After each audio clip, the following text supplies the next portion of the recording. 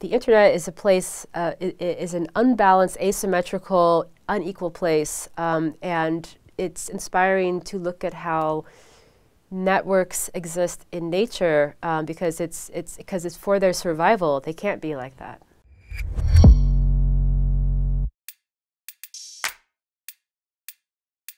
You know, when we come to a forest and we see trees and plants everywhere, and they look kind of like they're close to each other, and the fact is that underground, it's a complete, complicated, enmeshed network. So whereas like one group of fungus somewhere in the forest floor might gain nutrients from a tree root, the tree root will gain something back, maybe in having its waste taken away or whatever it is, but it's a very balanced system.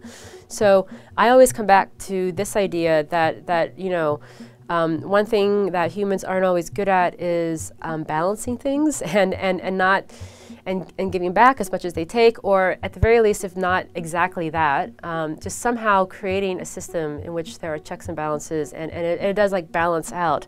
And you know, the internet and communication networks in general are places of great inequality. You know, like not everybody has the same access, the same hardware. I mean, the same speeds. I mean, some places it's extremely expensive to get online.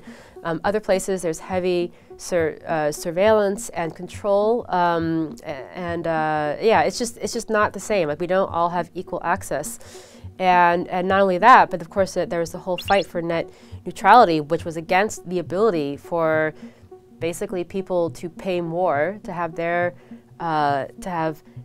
better connection speeds and access given to their companies or to their servers. So the internet is a place, is an unbalanced, asymmetrical, unequal place, and it's inspiring to look at how networks exist in nature because it's for their survival. They can't be like that.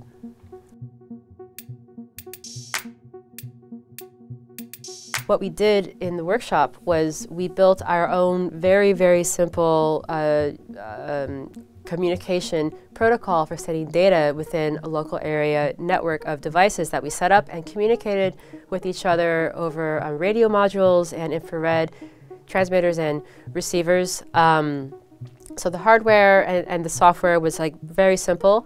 Like the plant part of plant-to-plant protocols is really taking advantage of the motion of plants. We installed this in a garden outside in London.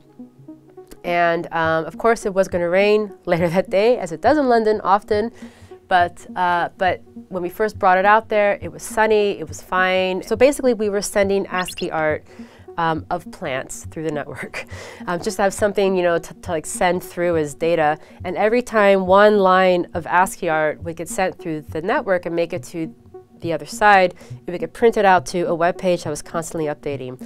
And then we noticed sometimes it would stop and just nothing would happen. And then it would start again. So I went out there and I realized that every time a cloud passed in front of the sun, the network would actually start.